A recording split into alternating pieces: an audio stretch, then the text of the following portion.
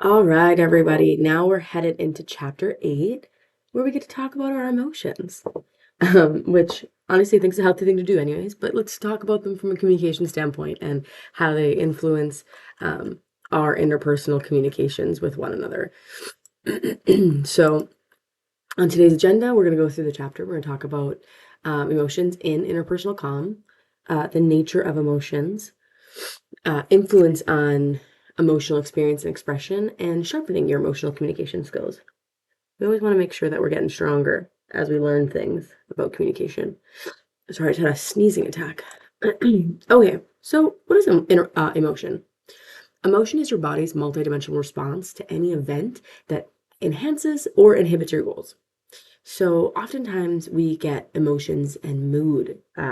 We use them interchangeably, but in reality, they're not the same. Um, your emotions are a response to specific events, um, whereas your mood doesn't have a specific identifiable cause. So if you ever find yourself mad or feeling some sort of way, and you can identify why you feel that sort of way, that's your emotion. If you are feeling some sort of way and you don't really know why, that's a mood. So I want you guys to watch the example that I immediately thought of when I was thinking of this lecture. It's from Breakfast at Tiffany's, and Holly Golightly is talking to Paul Varjak, sorry, about the mean reds, and he confuses them for, oh, the blues. And she says, no, the blues are, it's been raining too long, or you're getting fat. The mean reds is you're scared or anxious and you just don't know why. And that's a perfect way to describe the difference between emotion and mood. It's also my favorite movie. Go give it a watch. It's great. It doesn't take very long. I think it's a minute and a half. So yes, we're talking about emotions. So we're talking about specific event response and how we feel. So we can understand many different emotions if we categorize them into three main categories. We have joyful and affectionate emotions, we have hostile emotions, and we have sad and anxious emotions. So, first we have our joyful emotions. So, think happiness, love, passion, liking. Those are the ones that you do when you're happy, obviously. Those are the ones that are the feel goods, as I like to call them. And then you have hostile emotions, which are like anger, contempt, disgust, jealousy, and envy. And then you have sad emotions, which are sadness, depression, grief, fear, and social anxiety. This is a perfect time to point out Pixar has made us a fantastic breakdown of emotions in a movie called Inside Out and Inside Out 2. And so in Inside Out, you meet joy, disgust, anger, fear, and sadness. That's five, right? Is there a sixth? Oh, now I'm doubting myself. But anyways, um, and then in the second one, so in the example that I said I gave you guys for different types of emotions, in Inside Out 2, while Riley is going through puberty and her teenage years, they introduce new extensions of already existing emotions. So they introduce embarrassment, anxiety, ennui, which is boredom. Oh gosh, what's the third one? It's gonna be, or fourth one now. Inside Out to new emotions. Anxiety, envy, ennui, and embarrassment. Oh, I got them all. Oh, envy was what I was missing. Okay, so, and these are all realistically just extensions of those three categories: the joy, hostile, and sad emotions. So, it's interesting to see in Riley's head how her initial emotions try to cope with the fact that they thought that they were all that she needed. But as we grow older, our emotions develop and become more complex. So I thought that was great. So yes, take a look at that introduction of the new emotions in Inside Out 2. Okay, so we've gone through our types of emotions. Now let's talk about how our emotions are multidimensional. Emotions have multiple different components, and we're going to break those down. So first of all, we'll talk about physiological components. When you have a very strong emotion, do you ever feel, you've ever heard someone say like you're worried sick, or maybe you lose your appetite because something upsets you, or you're just too excited to eat? That's because it's our body's response to our emotions. They're connected. I know I've definitely heard my mom say, I'm worried sick about you. And then it's because I forgot to call her when I got home from school. So like things like that. Or when I'm about to go on a flight, I get anxious. And so I'm not hungry. My anxiety is telling my body, nope, we got no room for food right now. Also, maybe it's just like a safety thing because I would not want to throw up on a flight. So my body's on my side. So then going into cognitive, oh, actually, sorry. One more point I wanted to make about physiological. So, with these being worried sick or losing your appetite, that being a response to our emotions, there is a positive to it. Because studies from your textbook show that being happier actually helps you live longer. The studies said that adults who found happiness reduced their risk of cardiovascular disease, which in turn extends their life. So, find ways to be happy, live longer. Now, going into cognitive. So, in cognitive, sometimes our emotions give us the same physiological feeling, but how do we distinguish that? So I lose my appetite when I'm worried sick, but I also lose my appetite when I'm anxious. And then I also lose my appetite when I'm super excited to do something. So how do I differentiate those two or those three? Well, that's where our cognitive, our mind comes in. Our mind puts a label on things by identifying what could be causing it. So again, going into how things that we do don't happen in a vacuum, we want to talk about if I'm worried sick and I lose my appetite, there's probably other factors that I'm considering that go into that. So maybe my heart rate is increased, or maybe I have a headache, or so my mind is deciding, okay, when she's worried sick and loses her appetite, it's because of A, B, C, D. Or that's how I can find out by A, B, C, D. But maybe when she's excited, she has a different heart rate, and she smiles more, and she feels lighter. And that's how our cognitive, that's how our mind decides what emotions we're feeling and when. And then we have our behavioral components. Think about when we're scared or maybe or afraid. We might engage in a fight or flight response to whatever's causing the emotions. So that's called action tendency, and that's one of our behaviors based on our emotions. Sometimes, sometimes though, we can't act the way our bodies are telling us to because it's out of our control. So if you're waiting for an important meeting with your boss, you can't, and you have to go. You can't avoid it. You can't fight or flight in that situation. So you just have to wait it out. So sometimes we can't give our bodies what we want in response to the way we're feeling. But once they're over, you get a whole different sense of physiological components like relief. Maybe your shoulders sag and your heart rate slows. And so behavioral components, just think about the way we act because of our emotions. And then we also have social and cultural components. This is again just taking a social slash cultural view of our emotions, and how some things may give us emotions that other countries or cultures wouldn't. So, example, in the United States, we eat burgers, we eat hamburgers regularly, and that's usually made out of cow meat. We don't think anything of it. We probably think, yum, and have a happy emotion or a joyful emotion. Whereas in Hindu culture, cows are seen as sacred. So their emotions may be vastly different than ours. They may think they are disgusted or offended by the action of eating cow meat. So this is what I mean by multidimensional with our emotions. It has bodily, mind, behaviors, and cultural impacts and components.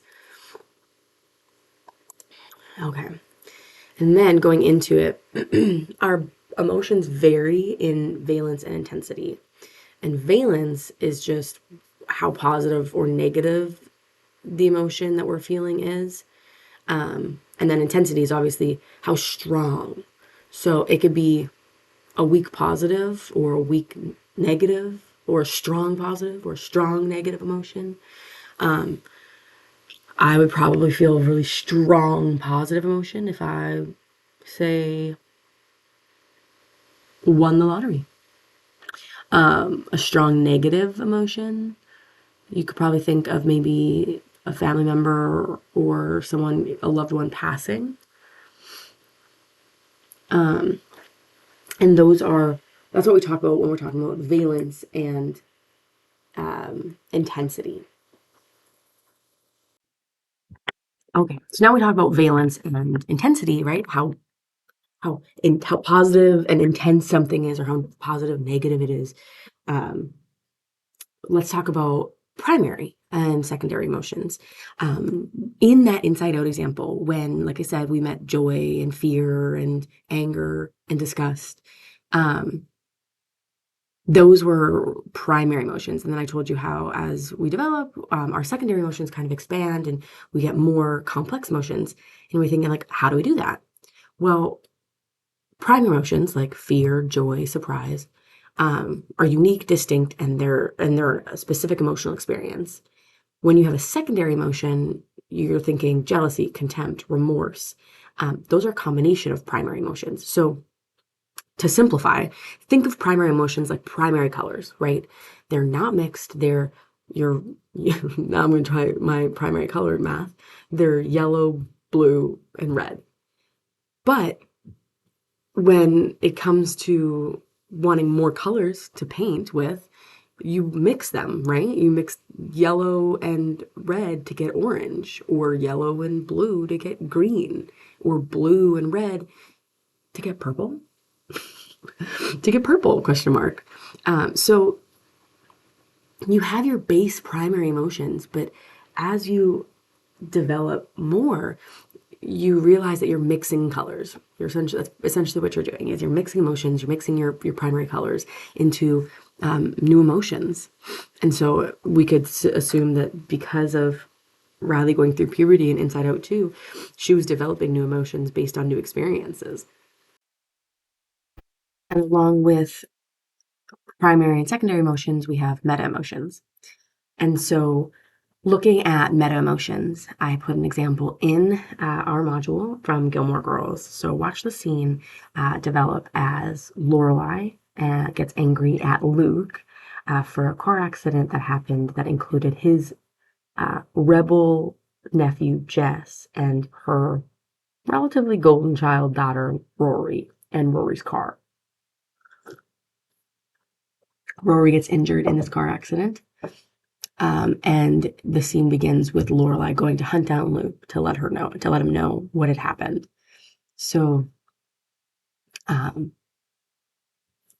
the primary emotion, you could argue that Lorelai is feeling fear, because Lorelai is terrified that Rory could have been seriously hurt.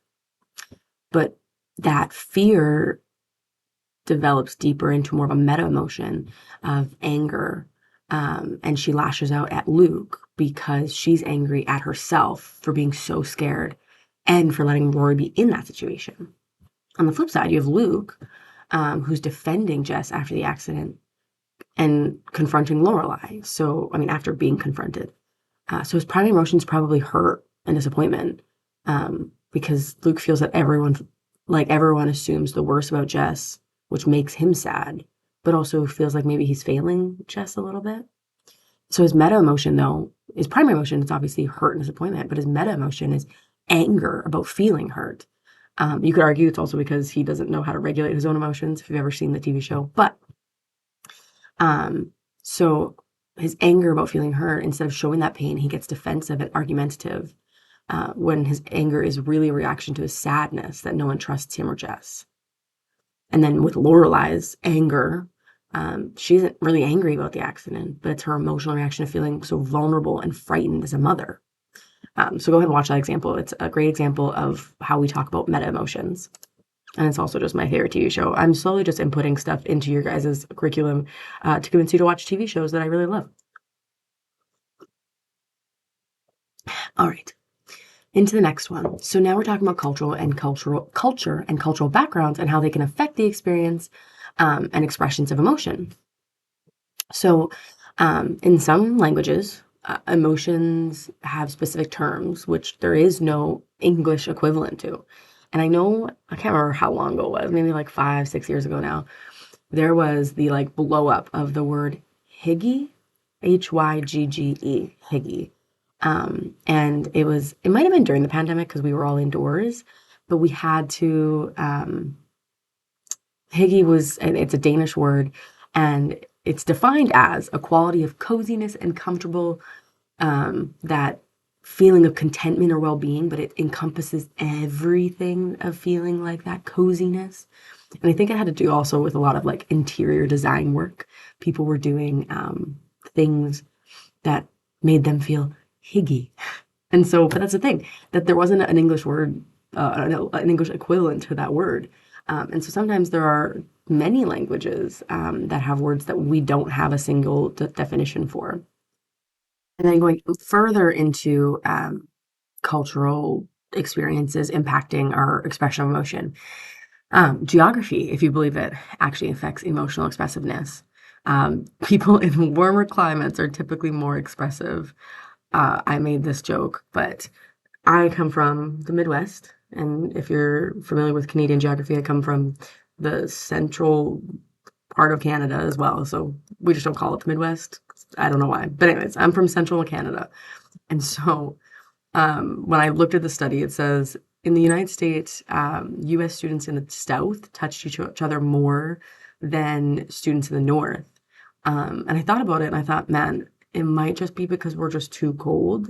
Like we're too cold 8 months out of the year to be involved in any sort of activity that requires us to be out in public with each other. So maybe that statistic is a little skewed. Also, what is considered touching? Because what if we just have really thick parkas on and you just can't give someone a handshake because their mitts are too big, they're covered in from scarves from neck to ear. But that was my little joke, guys. Laugh at me because it makes me feel better. And then also other co-cultures sometimes differ in emotional behavior. So certain co-cultures may promote emotions where others may not. Can you think of a situation maybe where a co-culture might say that we shouldn't express emotion? Like maybe the military, or someone that wants you specifically to express emotion. Maybe theater. So imagine those two different co-cultures being told how to feel or how to express your emotions, and how that really impacts the long run of that person's emotional well-being. And then we also talk about expressions and how they're affected by our display rules. So display rules are just unwritten code that governs the way we manage and express our emotions. So we have intensification, de-intensification, simulation, inhibition, and masking. So for intensification, it's exaggerating your emotions. So essentially exactly how it sounds. So it seems like you're feeling them more intensely than you actually are. Maybe you get a gift that you don't love, but you don't want to hurt anyone's feelings, so you overshoot it a bit. Oh my God, thank you so much. I love it. Think of that as intensifying a pretty mellow emotion that you might be actually feeling. Or on the opposite side, de-intensification. It's downplaying emotion that you're experiencing, so it appears that you're experiencing less than you are. Say you're really mad at somebody at work, but based on a different set of rules about how you treat coworkers and stuff, you have to really hold it in, de-intensify how you're feeling to fit in with the norms and regulations of a workplace. And then you have simulation. And so acting as though you're feeling emotion that you're not actually feeling. You may not be really interested in listening to a conversation you're having with your mom, your dad, your neighbor, whatever it is, but you pretend you're happy because you want to be supportive. This kind of goes into the intensification I was talking about, my example. You might like the gift, but you don't love it. But it's still just an intensification of that same emotion, whereas simulation is putting an emotion that's not actually there. And then you have inhibition. And inhibition is the opposite of simulation, where you're acting as though you're indifferent or emotionless when you're actually experiencing much emotion. So this is a good one, acting like you're not jealous, like you're not feeling jealous when inside you have the green monster of jealousy just ripping through your inside. So that's inhibition. And then, of course, we have masking. That's the last one. And masking is expressing one emotion when you're actually experiencing a completely different one. So you may be sad or nervous to leave home to go to college, but you put on a really happy face so you don't worry your parents. Or you can flip that. Your parents are sad because you're leaving for college, but they don't want to spoil your fun. So they pretend they're happy. Which, I mean, they could technically be happy for you. Okay, so those are the expressions that are impacted by our display rules, and those are our display rules. As always, we're talking about technology and computer-mediated communication because that's just the era we live in these days. And sometimes technology can affect our emotions. You miss nonverbal signals, but it increases opportunity for sharing emotion, or you just have an emotion about the technology itself.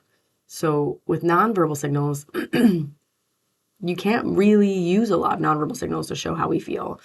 So you might miss some of that additional communication because you're missing those nonverbal cues. On the flip side, while we miss out on nonverbal cues, we also have an increased opportunity for sharing different emotions. So we get to share emojis or photos, stories, and we get to do that all online. And then this is something I'm sure we can all experience together.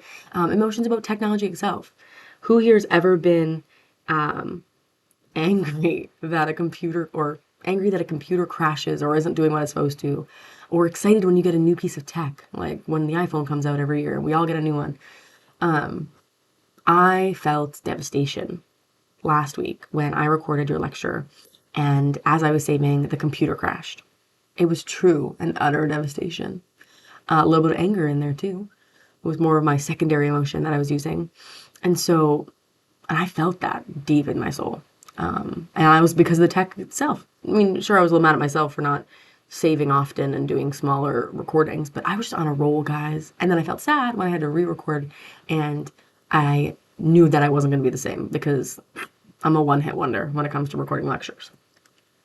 But yes, those are different influences on those are different influences based on technology that we have on communication.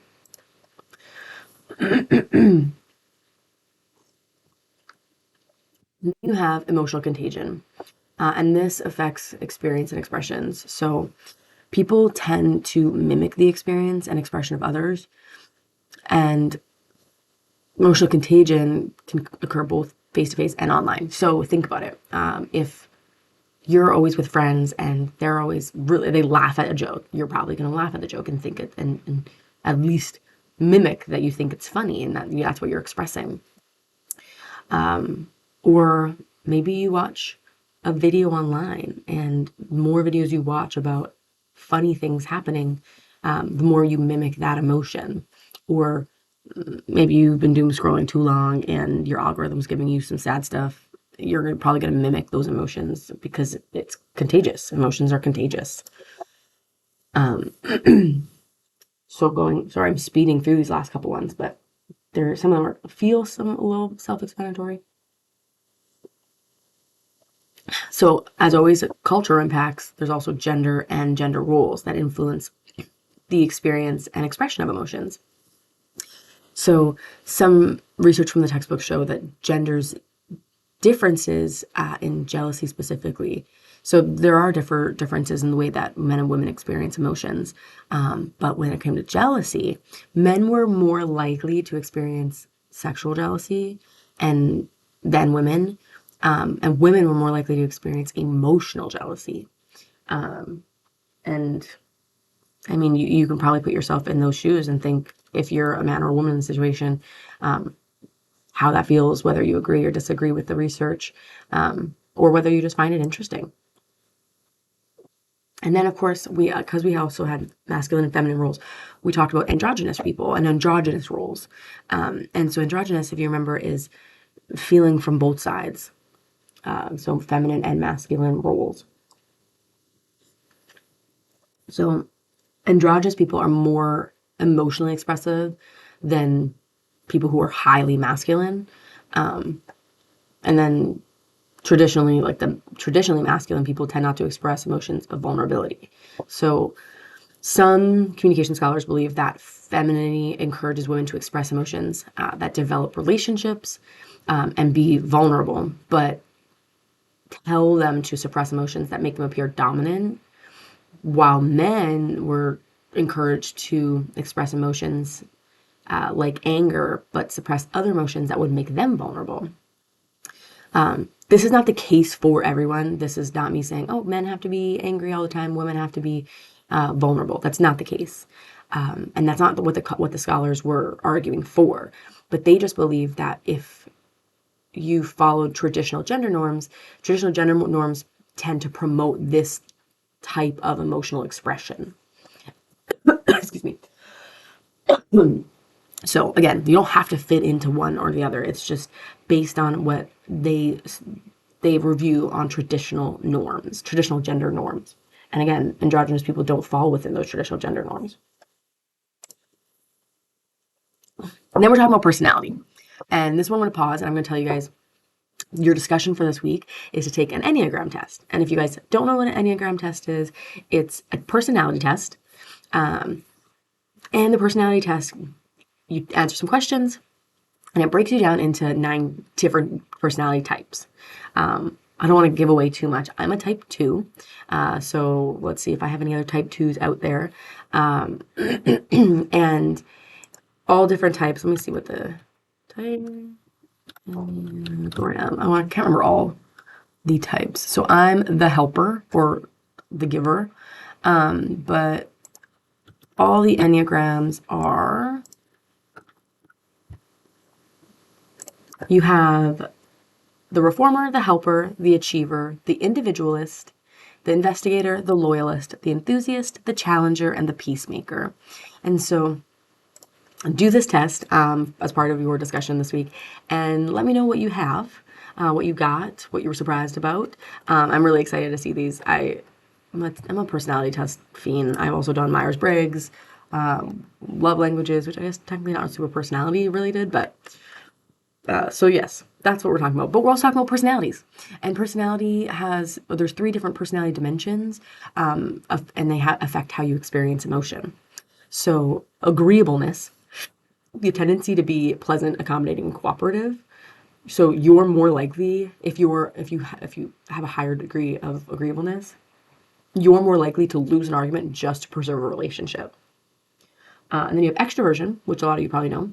It's a tendency to be social and outgoing. On the flip side of that, you have introvert. But as an extrovert, you enjoy social interactions. You're talkative, you're assertive, you're enthusiastic. And then you also tend to see the positive in every person and situation.